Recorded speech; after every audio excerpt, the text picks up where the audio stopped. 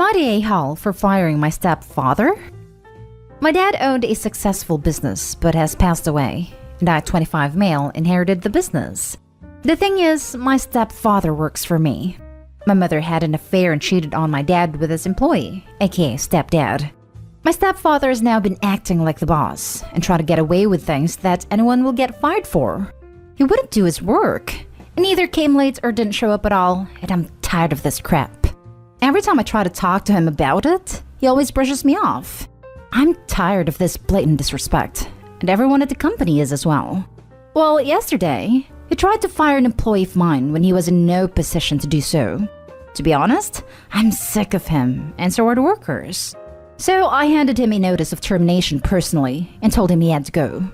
He's mad at me, and so is my mother, and told me she was ashamed I was firing such a loyal employee. I almost laughed at that one. Though it actually would have saved the company losing money from firing him. Am I the a-hole? Now for the top comments. Bro, I'm surprised your father didn't fire him for sleeping with his wife. My father said that would be unprofessional to fire someone based on personal problems. But how could you have even a crumb of trust for someone that would sleep with your wife? It's gotta be an instant firing, even if the guy was doing him a favor. The father was very professional about it, obviously, and kept personal issues from the way he saw him as an employee. Clearly, he was a fine employee who changed because he thought he should be in charge, or he'd have been fired before. The anger I personally feel reading this is immense. I unfortunately have a less than stellar stepdad myself. And as someone who feels your pain, I am so proud you fired this ridiculous individual. Just because someone is family, which I use super loosely, doesn't mean you keep them around. My mom used to always defend her husband too, until I threatened my mom that she wouldn't see her potential grandkids because I refused to have them interacting with a man who thinks it's 1953. You're not the a-hole. Don't rehire this fool. I never will rehire him. He can get himself a new job. Not the a-hole. He tried to take advantage of you and get a free ride. He committed blatant insubordination, and keeping him on would hurt workplace morale. You warned him, he didn't listen, and now he has to deal with the consequences of his actions. Edit. I will update you guys. And yes, I do have recording of him in my chair acting like the boss with multiple witness employees. Now for the next story. Am I the a-hole for telling my parents I don't care that I'm being excluded from my adoptive stepsister's child's life and won't be sending a gift? This might get a tiny bit complicated, but I will do my best to explain. I, 22 female, was adopted by my dad when I was 3. My bio father was a bad guy, and my mom and dad married when I was just shy of 2. My dad had a daughter, Sarah, from his late wife. Sarah, 28 female, was 8 when my parents got married, and was still grieving her mom and not open to me or my mom. Sarah's friends with my cousin Jessie, 27 female, and has been since before my parents got married. Jessie is probably the only person on my mom's side of my family that Sarah really talks to. So my parents had my younger siblings Jordan, 14 male, and Ella, 12 female, and Sarah never came around to them either. Once she turned 18, she cut us off and mom, and kept minimal contact with dad. She still talked to Jessie though. About a year and a half ago, Sarah and dad started having more contact, more of a relationship, and it grew. But she tried to still exclude us, which at the time meant just not wanting us in on Zoom calls and stuff. But once stuff opened back up, inviting dad around to see her without us. And so dad told her she couldn't treat the rest of our family this way. She told him she would invite my mom to adult things, but she was not interested in a relationship. They took it as a sign that she might eventually open up to more. But she has kept my mom as still someone only invited to get her dad there. She does not want me or our younger siblings around at all.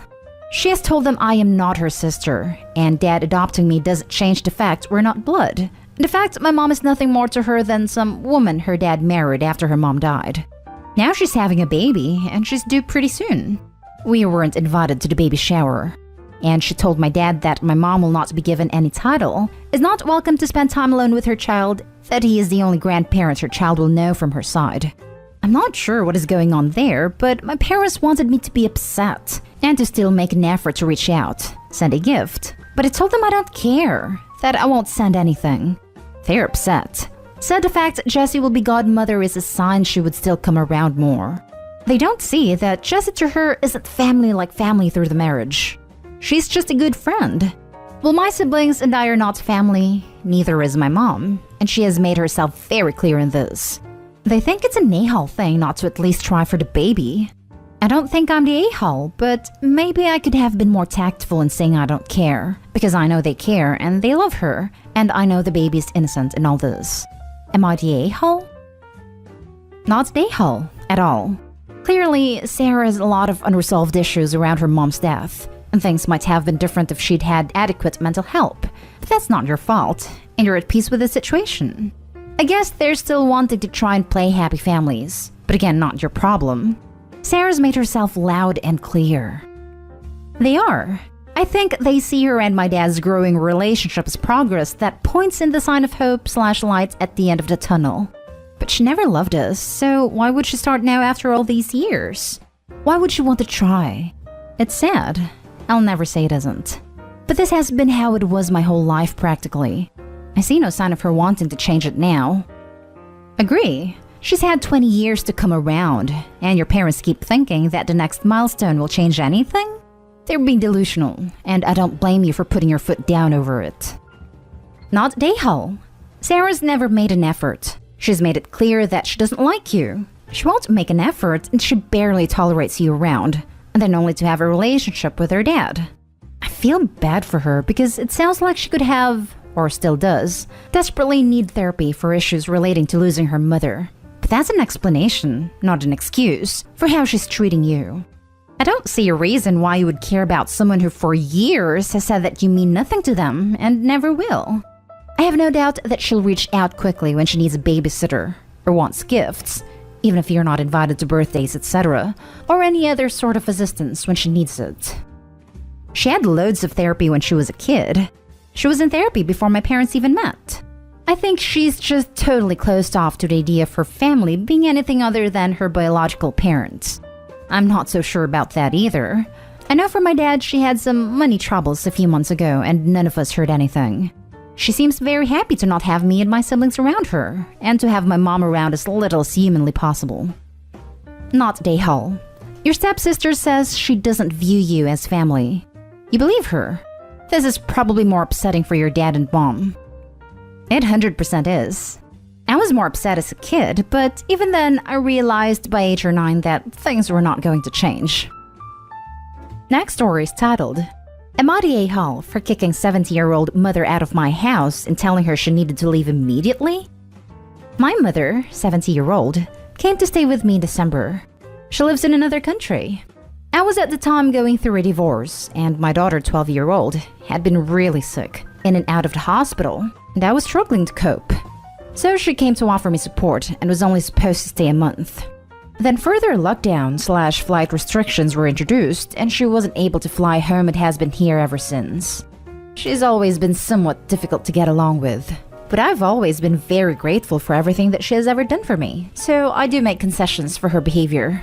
However, she started interfering in a few of my arguments with my 18-year-old daughter. She did a few things I didn't agree with, and get into a few arguments where my daughter said some out-of-order things, such as, "You used dad and that's why he left you." I would get upset, and my mother would then intervene to tell me to shut up, not say another word, stop mistreating my daughter, etc. My daughter would then jump at that and respond with, "See? Even your own mother is telling you you're abusive." My daughter then left to go stay with her boyfriend, and my mother would call her to tell her not to come home because I was still being impossible. The attitude upset me, because it felt like she was breaking my bond with my daughter, and I asked her to please stop. My mother said she wouldn't because I really was abusive, and she was afraid for my daughter. Please note that I've never laid a hand on my kid. She refused. I was finally able to talk to my daughter on her own, and we sorted stuff out, and she came home. She even apologized for some of the mean comments made. So now everything was good between the two of us. Except now my mother wasn't talking to me because she claimed I was rude when I begged her to stop. I wasn't in the mood to go apologize because I was hurt that she was okay with driving a wedge between my kid and I. Then this past weekend, whilst I was out, she approached my 12-year-old and spent 2 hours telling her how sorry she was for her, that she had to be raised by an abusive parent like me. My mother even claimed my daughter would have been better off being raised by her. When I arrived home, My 12-year-old daughter was crying. I called my sister and asked her to intervene, that it wasn't okay what my mother was doing. My mother denied everything and said my daughter was lying. My sister agreed with my mother that my daughter lied. I don't believe my daughter's lying, nor does my 18-year-old.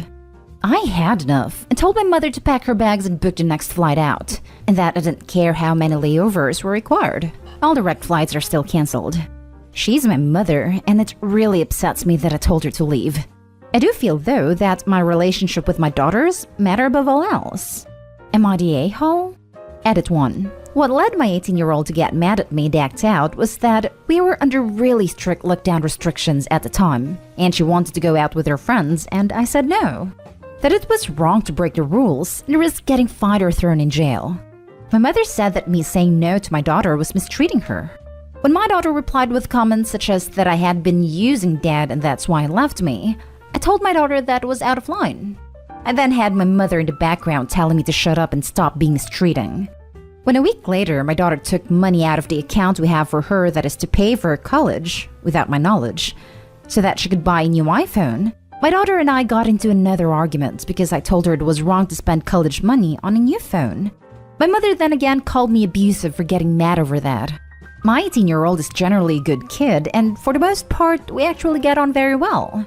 These were actually isolated incidents, which could have been resolved rather quickly had it not been for my mother egging my daughter on.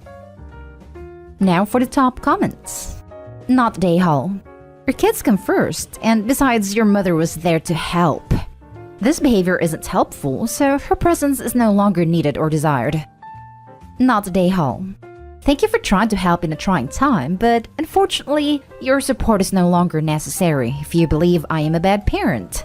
I will work out my relationship with both my children and strive to be a better parent without you present. And if your sister wants to house her mother, she's perfectly welcome to do so. My mother does regularly live with my sister. Or rather, my sister, 32-year-old, still lives with my mother and is financially dependent on her. She manages my mother's diary. She's a psychologist and still sees patients online.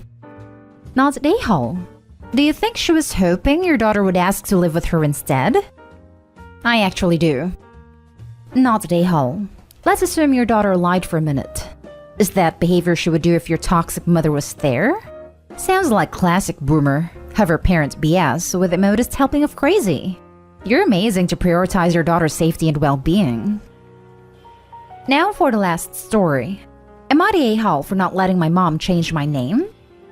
So my mother is super into numerology. It's the study for numbers and its coinciding events. She believes in it, while I personally don't because it's never been proven to work. She's taken a few classes and is now a certified numerologist. Now, she's making everyone in my family wear random bracelets, wear specific colors and such to balance our chakras and bring in good vibrations. I didn't have a problem with this because it isn't that big a deal. But now she's making me change my name and personality so that it fits her idea of what a good person should be according to numerology. There are specific numbers associated with your name, and those numbers in turn affect your personality. She wants me to write this new name multiple times a day and change it on official records, passports, ID cards, etc. And that's too much of a hassle. Being so annoyed and fed up with it, I told her politely that I wouldn't do all this because I don't believe in it. She threw a big fit, saying I was never going to graduate with good grades, get into uni, or get a job because I didn't change my name, and ultimately struggled so much in life that I wasn't going to go anywhere. Obviously, I was very upset when she said my life would be a failure, and so I went to my room and kind of distanced myself from her. She then threw another tantrum saying I never listened to anything she suggests, which is false. I'm Asian, so my mom is very involved in my life, and saying this is going to make my life better. I chose to ignore her, and now she's acting all sad and grumpy, and telling my little brother what a useless and bad sister I am, which made me feel like the a-hole. But am I the a-hole? Not the a-hole. As delicately as I can put this, I think your mom has issues that she needs to work out. This is exactly what I thought, but I have no idea how to bring them up without her getting offended and her mood being thrown off. And just be honest and say what you're thinking without being rude. She's clearly not pulling any punches with you. She's being rude as hell. Your mom's being irrational. Not day hall. Your name is a big thing to you and you are well within your rights to not change your name to one that has good vibes. Hope your mom can soon see she's going overboard, but it might be best to avoid / not engage like you're currently doing for a while. Thank you for the advice. I'm trying not to bring it up at any cost and only talking to her when I need to. Definitely not today, Hull. It's nice that she cares so much and wants you to have a good life, but you obviously don't need to change your name for that to happen. Yes, exactly.